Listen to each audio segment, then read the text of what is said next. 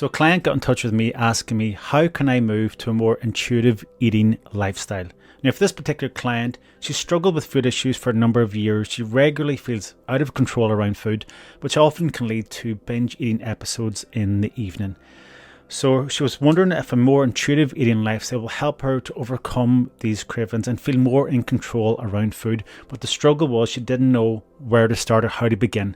And this is understandable. So I had some ideas I want to share with the client. I would like to share with some of you out there. Maybe you'll find it helpful too. So the first thing is understand that intuitive eating is a skill. And like all skills, it takes practice, and it's not easy to begin with. And it's okay to struggle at the start. It's okay to feel unsure, uncertain, and a little concerned. So don't worry if you're in this position. Many people have, and it's completely, perfectly normal. The reason why that is because intuitive eating really asks a lot for you to really understand what exactly is your body is saying. So you must get clear on the sensation of hunger to know exactly when, how much, and what you should eat. And you need to get really clear on the sensation of satiety, which is even harder to know when you're properly satisfied, not over full, not under full, but just properly satisfied in the meal to know when to stop. That sounds simple, me just saying that, but in practical principle in the real world, this is challenging to do, especially if you've had a long history with struggling with food. Not even if you haven't had a history of struggling with food. For most people, this is a challenge. Day to day, there's so many external factors that can really interfere with our basic body understanding of our food regulation, of what we want to eat. So yes, if we lived in a perfect world, intuitive eating would be perfect. We don't live in a perfect world. There's lots of things we have to navigate. We need safety measures in place. And especially if we want to move to a more intuitive eating landscape lifestyle, there's steps we have to take. So number one, the first step, and this is what I recommend to the client, if you want to get to a place where you're learning to trust your hunger, trust your satiety, you need to bring some balance and stability to your hunger. So what do I mean by that? Well, if this client in particular, she skips meals, she skips breakfast. If you're skipping meals, you can go for periods of feeling famished, to periods of feeling stuffed if you overate, to periods of just feeling extreme hunger and then mild hunger. And the hunger can be quite erratic. So it's important to reset your hunger and to bring it to a more stable, dependable, balanced place. And the way to do that is to start to bring some structure into your day, to start to eat food regularly throughout the day. So you'll have breakfast at a set time, you'll have lunch at a set time, you'll have dinner at a set time, and you have your snacks spaced in between then. And what that will do, that will start to physically rebalance your body, and your body over time will begin to learn to expect food at those times, and you'll start to get hungry at those times. And psychologically, it'll do a lot to help you feel more calm and in control around food. It'll take away those extreme hungers you may have experienced if you're skipping breakfast, and it'll help to reduce binge cravings at the same time. Now, I understand going through a period of structured eating like that can be quite mechanical and quite sterile and quite strict, but think of it more as just healing your body and allowing your hunger a chance to reset.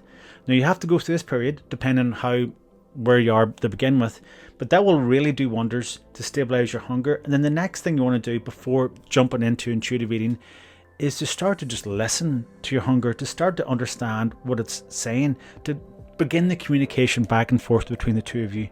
And that's really as simple as just being mindful. So when you eat your meal, when you sit down, take a moment to check in, see how you really feel. Am I hungry? What does that feel like? And getting a sense of what it feels like to be you in that moment in time. And throughout the meal, tune in regularly. And then once you feel satisfied or stopping towards the end, really tune into that sensation of satiety. What does that feel like for me? How do I know when I'm satisfied? And it's never going to be exactly the same day to day. It's always evolving. It's always changing depending on so many external different factors. What you did that day, the time of the day, the temperature, whether or not you exercised. So you're always going to be learning and understanding and get a better sense of the different factors that can affect your hunger sensations. So we're going through a period of resetting the hunger. We're going through a period of just being mindful and listening to your hunger so you can start to understand it. And then once you've built that communication, once you've built that trust, then you start to slowly move towards a more intuitive eating lifestyle. Now, the first thing I'd recommend is to focus first on satiety rather than hunger. So the first thing is listen to your body, engage when you feel satisfied to stop eating. Satiety is more harder to do, so it's probably a skill you want to practice more. But it's also a safer one to do because you're not quite starting to rely on trust your hunger as when and how much to eat. Then over a period of time, start to practice using your hunger and use your hunger to dictate when you should eat rather as opposed to following those structured timelines. Now there's going to be some back and forth, there's going to be some trial and error. Intuitive eating is a skill, and like all skills, it takes practice. The more you do it, the better you get. So you need to make sure there's a space and a trust and an area for you to make mistakes, to fumble and stumble, and to learn from those. Okay, so one last tip to really help you is to think about adding some wisdom to intuitive eating. So intuitive eating is like, listen to your hunger is always right. You know what? Your hunger isn't always right. There's, for example, if you went to a favorite restaurant with your family and you drove past that restaurant and you had all these memories of going there as a kid and having pizza. You go, I want to go there and have some pizza. That's okay. But you're not really being intuitive that moment. You're eating because of emotional reasons, you're eating because it's such a great memory and all those wonderful things that food can give you as well. The thing you got to bear in mind is, though, if you're intuitive eating, you go, well, no, I can't have that. But then you're missing out on the fun of that memory and that experience. So you want to be open and flexible, but you also want to use your wisdom, which is your mind. So each time that you eat, check in with yourself afterwards, maybe an hour after eating, and assess, did I really eat for hunger? And how is my hunger now? Am I feeling more calm and satisfied around food? Or am I hungry again? Or am I feeling bloated? Maybe the food didn't sit well with you.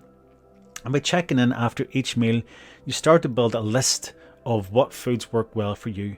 And what you're striving for really is just to choose foods that allow you to feel centered, balanced, calm, that allow your hunger to just feel satisfied for a number of hours and slowly come down. You're not spiking your hunger, you're not getting sugar highs, sugar lows.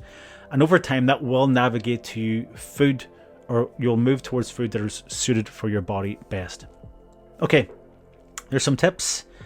It's a process, it takes time, doesn't happen overnight, and it's an ongoing relationship with your body for the rest of your life. But that's how you broadly move towards intuitive eating if you've struggled with food in the past. Hope that's helpful for you out there. Take care, all the best. Like and subscribe if you want more videos like this. Take care.